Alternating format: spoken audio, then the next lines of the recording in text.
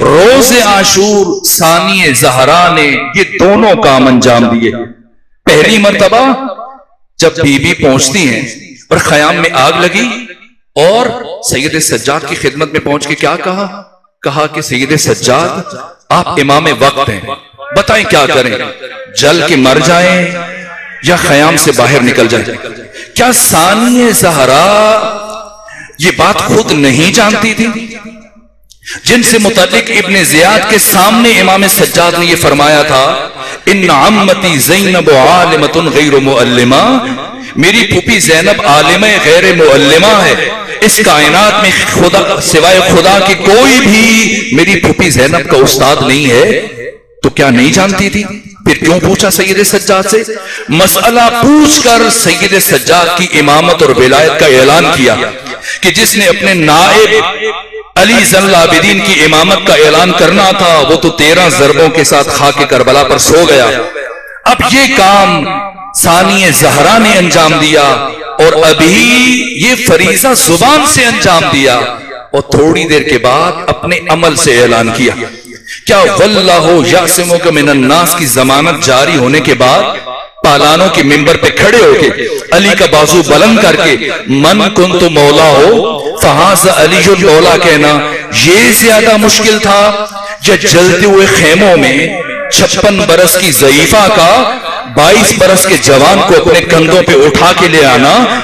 یہ کیا کر رہی ہیں؟ یہ سید سجاد امام وقت کی ولایت کا عملی اعلان کیا۔ یہاں یہ بی بی محمد بن گئی اور کبھی یہی بی بی علی بنی۔ کب؟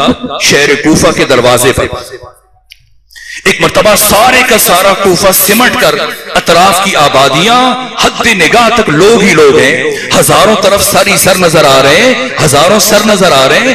ایسے عالم میں جس شخص نے امام حسین کا سر اقدس نیزے پہ اٹھا رکھا تھا، اسے کسی کا جھٹکا لگا، اس کے ہاتھ سے نیزہ چھوٹا، سر حسین بلندی سے زمین پر آیا۔ ایک مرتبہ ثانی زہرا سے یہ منظر برداشت نہیں ہوا، کہا سید سجاد عمر ابن سعد سے کہو ان لوگوں کو خاموش کروائے، میں کچھ کہنا چاہتی ہوں۔ جیسی عمر سعد تک پیغام پہنچا یہ آگے سے ہنسنے لگ گیا، کہا سید سجاد تمہاری پھوپھی عجیب باتیں کرتی ہے، یہ اتنا بڑا ہجوم، یہ لوگوں کا جمع غفیر جہاں پورا کوفہ اور اطراف کی آبادیاں سمٹ کر سب اکٹھے ہیں، یہاں تو خود اگر کوفے کا گورنر عبید اللہ ابن زیاد آ جائے وہ بھی ان کو خاموش نہیں کروا سکتا، بھلا کیسے میں خاموش کرواؤں؟ جیسے سید سجاد نے بی بی کو عمر ابن سعد کا یہ پیغام پہنچایا، ایک مرتبہ علی کی بیٹی کے چہرے پر جلال آیا، فرمایا اگر تو خاموش نہیں کروا سکتا تو اب علی کی بیٹی خاموش کروائے گی۔ اور جیسے ہی بی بی نے اپنا خطبہ شروع کیا، راوی لکھتے ہیں تمام مقتل نگاروں نے یہ جملہ لکھا، اتنا جلال تھا، اتنی ہیبت تھی علی کی بیٹی کے لہجے میں، یہاں تک کہ جانوروں کے گلوں کی گھنٹیاں بھی خاموش ہو چکی تھی۔ یہاں یہ بی بی علی بن گئی۔ خود ابن عفیف امیر المومنین کا ایک بوڑھا صحابی جو نابینا ہو چکا تھا وہ بھی کوفہ کے اس مقام پر موجود تھا، اس کا بیٹا جوان سال اس کے ساتھ موجود تھا۔ ایک مرتبہ اپنے بیٹے سے پوچھتا ہے بیٹا کیا قیامت آ گئی، کیا حشر برپا ہو گیا؟ کہ نہیں بابا لوگ زندہ ہیں، ابھی تو قیامت کا کوئی نام و نشان نہیں۔ کہ عجیب ہے 40 ہجری میں جب علی کے سر اقدس پر ضرب لگی تھی تو علی نے آخری مرتبہ جب ہمیں اپنے گھر سے رخصت کیا تو پیشانی پہ ہاتھ رکھ کے کہا تھا سلمکم اللہ، میرا آخری سلام قبول کرو۔ اب قیامت کے دن علی کا چہرہ دیکھو گے، اب قیامت کے دن علی کی آواز سنو گے۔ کہا علی نے 40 ہجری میں کہا تھا میری آواز قیامت میں سنو گے، لیکن میں یہاں اس مقام پر علی کی آواز سن رہا ہوں۔ کہا بابا یہ علی کی آواز نہیں ہے، علی کی شیر دل بیٹی زینب بنت علی کی آواز ہے۔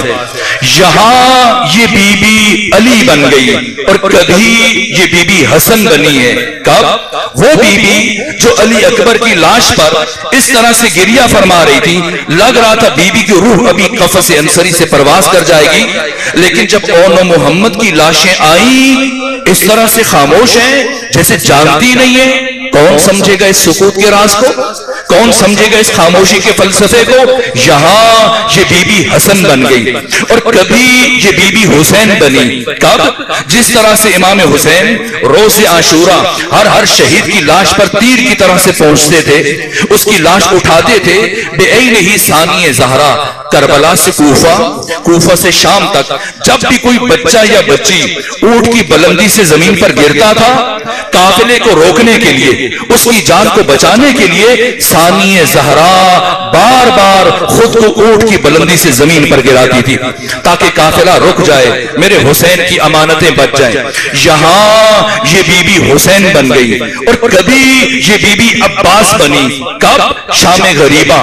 ایک مرتبہ جلے ہوئے خیموں کے گرد جب بی بی نے تلایا پھرنا شروع کیا, پہرا دینا شروع کیا, اپنے بھیا کی ٹوٹی ہوئی تلوار اٹھائی, ایک مرتبہ پہرا دیتے ہوئے مقتل کی طرف رخ کیا اور فرمایا اٹھو عباس, دیکھو کل جو کام تم انجام دے رہے تھے آج تمہاری بہن زینب انجام دے رہی ہے. اور کبھی یہ بی بی فاطمہ بن گئی. میرے عزیزو, یہ 21 دن کا سفر جو 35 دن میں طے ہوتا تھا, جیسی یہ سفر طے کیا, کیسا سفر ہے. میں تیزی سے بڑھ رہا ہوں چونکہ وقت کم ہے, لیکن یہ جملہ سن لیجئے, یہ کیسا سفر طے کیا. تاریخ بشر کا مشکل ترین سفر جو بے پالان شتر کے اوپر طے کروایا گیا. کیسا سفر ہے؟ بے پالان شتر پر سفر کا اندازہ ہے.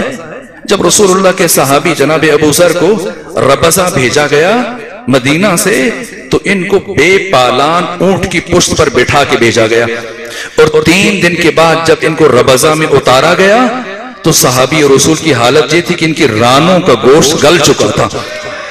علی کی بیٹیوں نے, محمد کی نواسیوں نے مسلسل 21 دن بے پالان شتر کی پشت پر سفر کیا. یکم سفر کو پہنچے شام میں, اور اب مسلسل 3 دن تک شام شہر کے دروازے پر بٹھایا گیا. 15 آذانیں سنی, 3 مرتبہ سورج کو طلوع ہوتے ہوئے دیکھا, 3 مرتبہ سورج کو غروب ہوتے ہوئے دیکھا. دربار سجائے جا رہے تھے, بازار سجائے جا رہے تھے. جب بازاروں کی تیاری مکمل ہوئی, درباروں کی تیاری مکمل ہوئی, 3 دن شام شہر کے باہر بٹھانے کے بعد اب ان بیویوں کو دربار کی طرف لے کے آیا گیا. پہلے مرحلے میں بازاروں سے گزارا گیا. کتنا مشکل مرحلہ تھا. مجھ سے پہلے جناب ذاکر نے اشارہ دیا, پتھروں کی بارش میں علی کی بیٹیوں نے بازار شام کو عبور کیا. کیا صرف پتھر تھے؟ سید ابن طاؤس اللؤلؤ میں فرماتے ہیں بہت ساری خواتین گھروں سے گرم کھولتا ہوا پانی چھتوں پہ لے گئی تھی. جہاں سے یہ بیویاں اور بچے گزر رہے تھے, یہ گرم کھولتا ہوا پانی ان کے سروں پر گرایا جا رہا تھا. ایسے ایسے مراحل بھی آئے کہ بی بی سے چلنا مشکل ہو گیا اور کوہنیوں کے بل چلتے ہوئے آگے بڑھی, لیکن علی کی بیٹی نہیں رکی, آگے بڑھتی چلی گئی. پہلی مرتبہ اس سارے سفر میں علی ابن ابی طالب کی شیر دل بیٹی کہاں رکی؟ یزید کے دربار کے باہر. پہلے 6 محلات کو عبور کیا اور یہاں بی بی پہنچی ہیں. پہلی مرتبہ رکی, ایک مرتبہ کہا سید سجاد میں نے اب تک دشمن سے چادر کا مطالبہ نہیں کیا, میں نے کوفہ میں چادر نہیں مانگی, میں نے 21 دن مسلسل سفر میں چادریں نہیں مانگی, میں نے شام شہر کے دروازے پر چادریں نہیں مانگی.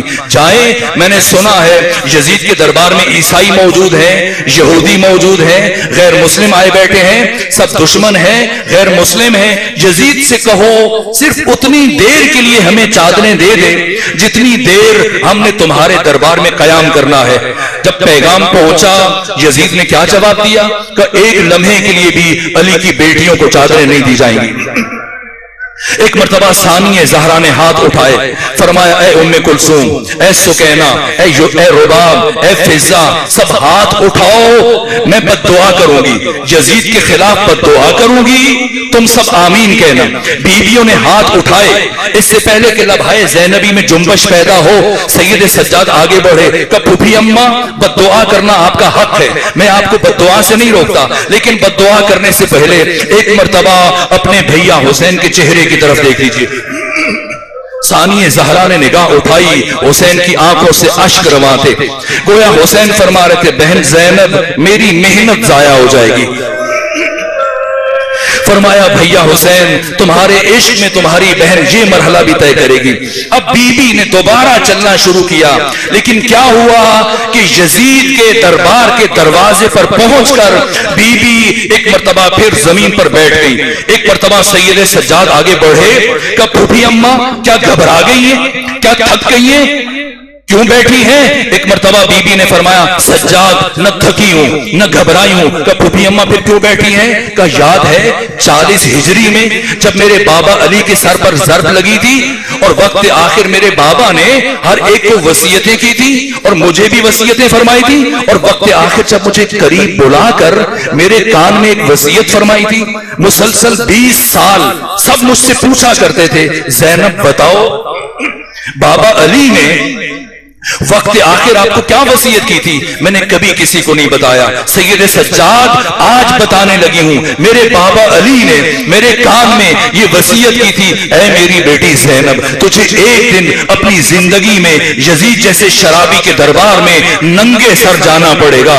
اے میری بیٹی زینب نہ گھبرانا، پریشان نہ ہونا، میں علی وعدہ کرتا ہوں میں آؤں گا تجھے اپنے ساتھ لے کے جاؤں گا، اس لیے بیٹھی ہوں اپنے بابا کا انتظار کر رہی ہوں۔ میرے بابا نے مجھ سے وعدہ کیا تھا۔ ایک مرتبہ بی بی کچھ دیر بیٹھی رہی اور کچھ دیر کے بعد علی کی شیر دل بیٹی یہ کہتی ہوئی اٹھ کے کھڑی ہوئی السلام علیکم یا امیر المومنین، السلام علیکم یا امیر المومنین۔ اب علی کی شیر دل بیٹی یزید کے دربار میں داخل ہوئی، یزید کے دربار میں داخل ہوئی۔ عالم کیا ہے، کیفیت کیا ہے؟ اب تک بازاروں میں پچھلے 6 درباروں میں عوام کے اجتماعات تھے، یہ پہلا موقع ہے جہاں پر خواص کا مجمع تھا۔ یزید نے تمام امراء کو بلایا، تمام سلاطین کو بلایا، تمام سفیروں کو بلایا، یہودی موجود ہیں، عیسائی موجود ہیں، غیر مسلم موجود ہیں، سب اکٹھے ہیں۔ ایسے عالم میں جبکہ یزید تخت پر بیٹھا ہوا شراب پی رہا ہے، شراب کے نشے میں مست ہے اور سب سر یزید کے سامنے جھکے ہوئے ہیں، ہر زبان یزید کو خلیفۃ المسلمین کہہ رہی ہے۔ سنے بس آخری جملے عرض کر رہا ہوں، حسین اپنی بہن زینب بنت علی کو اپنے ساتھ کربلا کیوں لے کے گئے تھے؟ یہ بی بی کوفہ کیوں گئی تھی؟ یہ بی بی شام کیوں گئی تھی؟ اگر ثانیہ زہرا کو شام میں نہ لے کے جایا جاتا تو کیا ہوتا؟ کیوں جب محمد حنفیہ نے 28 رجب کو امام حسین سے پوچھا تھا کہ کیوں جا رہے ہیں، رک جائیے، کیا فرمایا تھا؟ اے محمد حنفیہ شاء اللہ ہو ان یرانی قتیلا، اللہ کا ارادہ یہ ہے وہ مجھے اپنے راستے میں شہید ہوتے ہوئے دیکھنا چاہتا ہے۔ پھر محمد حنفیہ نے کہا تھا اگر خود جاتے ہیں تو چلے جائیے، مخدرات عصمت و طہارت کو نہ لے جائیں، علی کی بیٹیوں کو نہ لے جائیں، محمد کی نواسیوں کو نہ لے جائیں۔ کہا سنو حنفیہ شاء اللہ ہو ان یراہ سوایا، اللہ ان بیویوں کو اپنے راستے میں اسیر ہوتے ہوئے دیکھنا چاہتا ہے۔ کیوں خدا کا ارادہ ہے، کیوں حسین کی مشیت ہے؟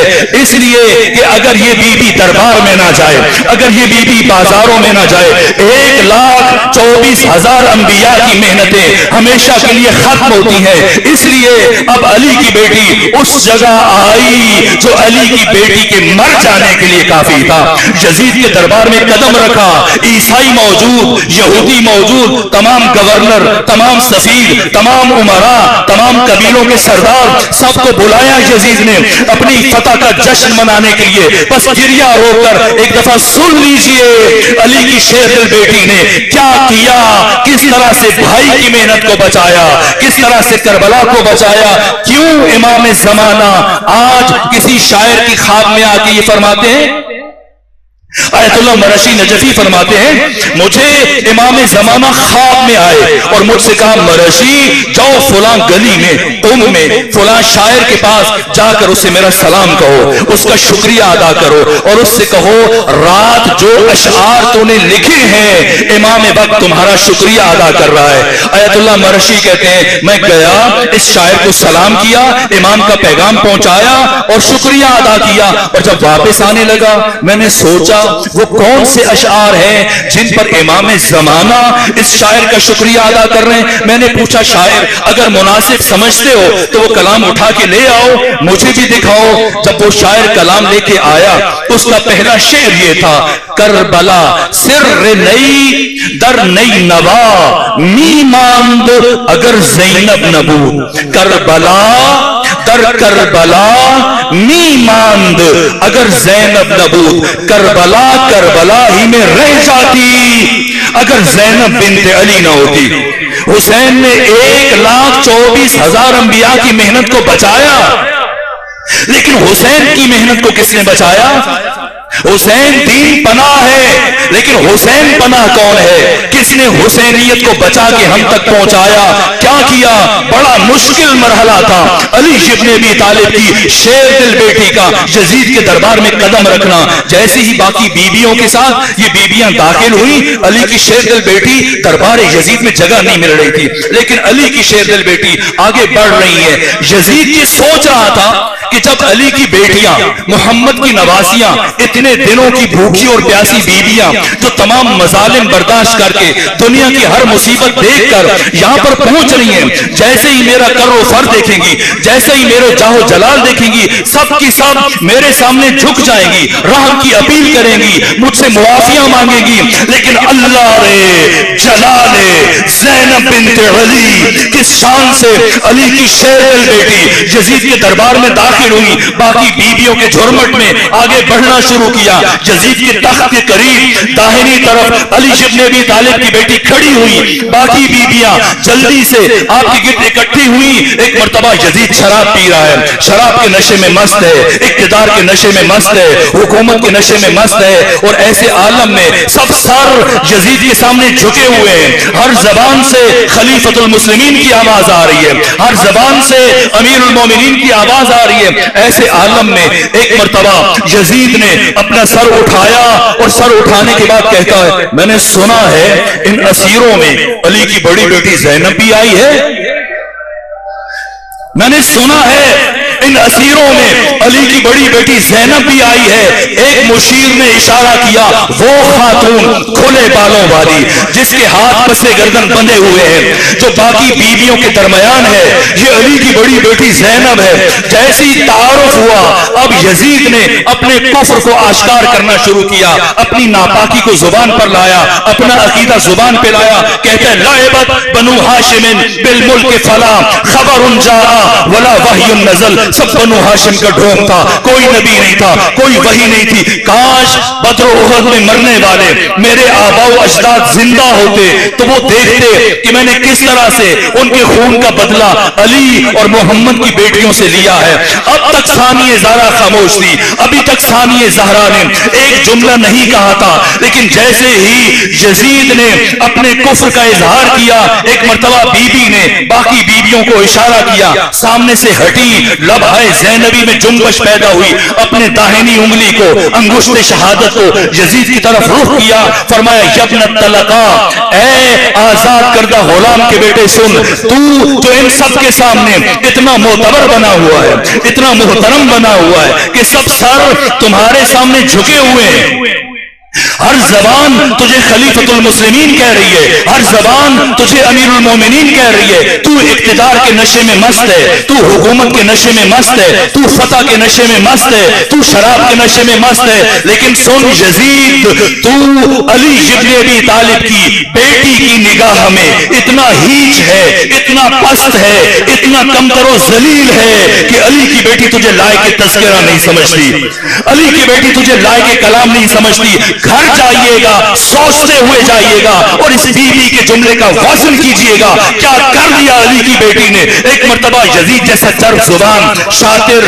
عیار جو بات بات پر فی البدی اشعار پڑھ رہا تھا، جیسی ثانیہ زہرا نے یہ اچانک حملہ کیا، علی کی جنگوں کی 84 جنگوں کی تلوار کی ضربیں ایک طرف، اور آج یزید کے دربار میں جو حملہ علی کی شیر دل بیٹی نے کیا، اتنا اچانک حملہ تھا، یزید جیسے چرب زبان کو سنبھلنے کا موقع نہ ملا، اسے کچھ سمجھ نہیں آ رہا کہ اب کیا جواب دے، یہاں تک کہ وہ یزید جو بات بات پر اشعار پڑھ رہا تھا، اب اس نے اپنا سر جھکایا اور سوچ رہا ہے کہ علی کی شیر دل بیٹی کے اس حملے کا کیا جواب دے، لیکن اسے کچھ سمجھ نہیں آ رہا کہ کیا جواب دے۔ اس نے اپنا سر جھکا لیا اور وہ ہزاروں سر جو یزید کے سامنے جھکے ہوئے تھے سب سر اٹھا کر ثانی زہرا کی طرف دیکھ رہے ہیں۔ یہ کون سی بی بی ہے جس نے اتنے بڑے حکمران کو، تین بر اعظموں کے مطلق الحکمران کو، مطلق العنان حکمران کو خاموش ہونے پر مجبور کر دیا؟ اور پھر یزید کی طرف سر گھما کے دیکھتے ہیں کہ اب یزید علی کی بیٹی کے اس حملے کا کیا جواب دے گا، لیکن یزید کا سر جھکا ہوا ہے اور بہت دیر تک یزید کا سر جھکا رہا، کافی دیر سوچتا رہا، اور کافی دیر سوچنے کے بعد جب یزید نے اپنا سر اٹھایا تو اس کے پاس اور کوئی جواب نہیں تھا۔ کہا اللہ لعنت کرے ابن مرجانہ پر، اللہ لعنت کرے عبید اللہ ابن زیاد پر جس نے حسین کو شہید کر دیا۔ میں تو ایسا نہیں چاہ رہا تھا، میں تو ایسا نہیں چاہ رہا تھا۔ جیسے ہی ثانی زہرا نے یزید کی زبان سے یہ جملے سنے کہ اب میرے اس خطبے کے بعد، میری گفتگو کے بعد میرا دشمن اس مرحلے پہ آ گیا کہ اپنی آستین صاف کرنے کی کوشش کر رہا ہے، میرے بھائی حسین کے قتل سے اپنا دامن بچانے کی کوشش کر رہا ہے، تو اب علی کی شیر دل بیٹی ایک قدم اور آگے بڑھی، خطبہ شروع کیا اور ان تاریخی الفاظ پر اپنے خطبے کو ختم کیا۔ فرمایا سن یزید کہ کیدک وسعسایت وانصب جہدک واللہ لا تمحو ذکرنا ولا تمیت وحینا۔ اے یزید تو جتنی چالیں چل سکتا ہے چل لے، تو جتنی کوششیں کر سکتا ہے کر لے، تو جتنی سازشیں کر سکتا ہے کر لے، تو جتنے حربے استعمال کر سکتا ہے کر لے۔ آج علی کی بیٹی تیرے دربار میں اللہ کی قسم کھا کے یہ اعلان کر کے جا رہی ہے تو کبھی ہمارے ذکر کو خاموش نہ کر سکے گا، تو کبھی میرے نانا کی وحی کو موت کی آغوش میں نہ سلا سکے گا۔ بہت زحمت دی، معافی چاہتا ہوں، بس ایک جملہ عرض کروں تاکہ مجلس مکمل ہو جائے۔ اس طرح سے کوفہ کو فتح کیا، اس طرح سے کربلا کو فتح کیا، اس طرح سے شام کو فتح کیا، اس طرح سے حسینیت کا پیغام قدم قدم گلی گلی اور کوچے کوچے تک پہنچایا، اور اب وہ مرحلہ آیا۔ اب کچھ دن کے بعد 40 ہے، چہلوں میں سید الشہداء ہے۔ بس ایک جملہ عرض کروں، اب بی بی شام کو فتح کرنے کے بعد واپس کربلا آتی ہے، اور کربلا کے بعد پھر مدینے آتی ہیں۔ میں دست ادب جوڑ کے بی بی کی بارگاہ میں یہ سوال کرتا ہوں، بی بی آپ تو سفروں کی تھکی ہوئی ہیں، بی بی آپ نے تو پلٹ کے دوبارہ شام آنا ہے، باقی سب کو سید سجاد کے ساتھ بھیج دیجئے، آپ نہ جائیے، اور آپ نے شام واپس کیوں آنا ہے، کون سی مجبوری ہے؟ تو بی بی کا جواب ہوگا کہ حسین میرے بھائی دنیا سے جاتے ہوئے اپنی ایک ننھی امانت میرے سپرد کر گئے تھے، اور مجھ سے کہا تھا بہن زینب میری سکینہ کا خیال رکھنا، یہ مجبوری ہے۔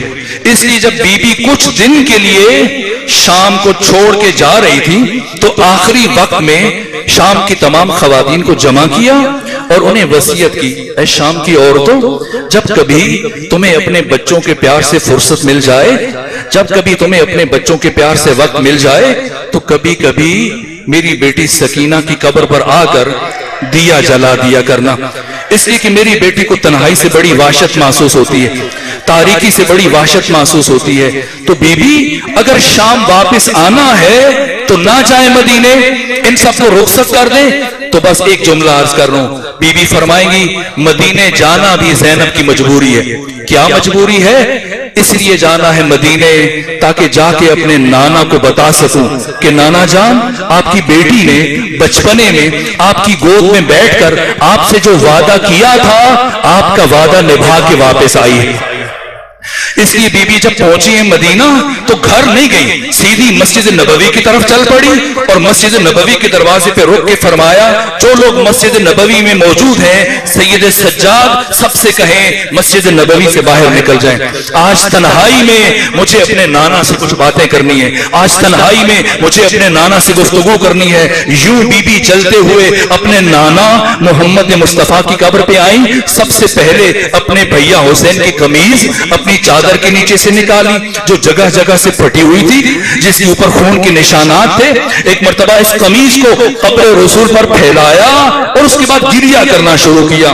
وہ بی بی جس نے کوفہ میں خطبے دیے، وہ بی بی جس نے شام میں خطبے دیے، آج اسی بی بی سے بولا نہیں جا رہا ہے. یہاں تک کہ گریہ اتنا بلند ہوا، بی بی غش کھا گئی، اور جب کچھ طبیعت سنبھلی اب بی بی نے ایک کام کیا، اپنے بازوؤں سے آستینوں کو الٹنا شروع کیا اور کیا کہا، بابا جان، نانا جان، یہ نشان دیکھ رہے ہیں، یہ رسیوں کے نشان ہیں.